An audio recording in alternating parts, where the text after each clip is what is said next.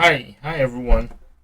Thanks for joining me today. Today we're gonna start this eight-part series on the topic how to avoid the graduation trap. So one of the most important things that it's happening a lot these days. It's been there for a while. Is the fact that when college students and university students are done with school, they're confused on what next. They have acquired certain skills and certain knowledge and certifications, but one of the challenges is it's difficult to transition into the real world with what they have. So we're going to put together this eight-part series to be able to guide you through the process. So today I'm going to be talking about like a seven-step process of how to avoid the graduation trap. As we dive in, here we go. First item is you have to determine your goals. The most important part is you need to set goals. What do you want out of life? Where do you want to be in 5 years, 10 years, 30 years, whatever? You need to be able to set goals to define, okay, where am I going with my life? Step two is research different options. For you to be able to make an informed decision, you need to first identify what are the options available to you. How do you even know what are the options? So the only way you can know what the options are is by doing your research. Google is your best friend, like they say, University of YouTube, or even my own favorite approach is engaging with people, like asking questions. When you ask questions, you get to learn more. Third one is find mentors and maps. There's a great guy out there called Vuzi Tembakwayo. I'm borrowing these words from him. I defined maps as people who are ahead of you that have done what you're planning to do. So it's sort of like a map for you to be able to know, okay, this is my destination, and look at how they did it and see what you can learn from there. Then on the other side of it are mirrors. Mirrors are pretty much people at your level, your peers, sort of, that you're also trying to achieve the same goals. Not necessarily 100% the same, but at least you're moving towards the same direction.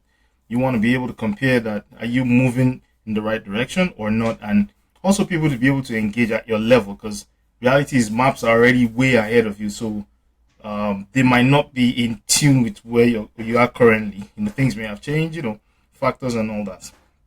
So it's very important for you to find mentors, maps, and mirrors. Next one is build a network. So this for me is one of the most important things, because when you're around people with the same idea, you get to learn fast, you get to approach and achieve things faster. So it's very, very important that you join a network of people of like minds. It helps the process faster. I stumbled on a concept a couple of years ago, about 4 years ago, concept of connected learning, and it's something I've been studying a lot. And in fact, it's the basis why we set up the Finance Business Partners platform to bring people together and help them achieve their goals faster. Next one is upskill while still in school. I know you feel that, okay, you're probably studying, you have a lot of courses, your professors and all that, but reality is the skills school gives you is just pretty much the minimum, the bare basics of whatever you need. You will still keep learning.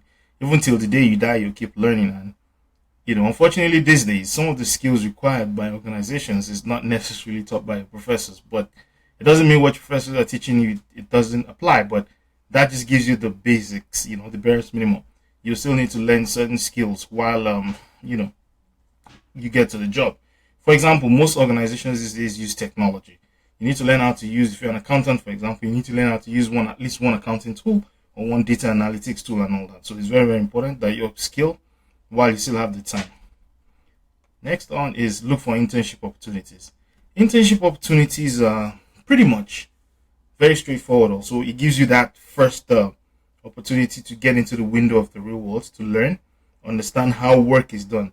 Not just skills, but some softer skills in terms of discipline, how you interact with people, and how you engage, how you communicate in organizations, in terms of even how you portray yourself and dressing and all that. So that's a very good opportunity if you can get one. And most importantly, start preparation early. You have to start early, because you can't wait till, when I'm done with school, yeah, that's when I'm going to start.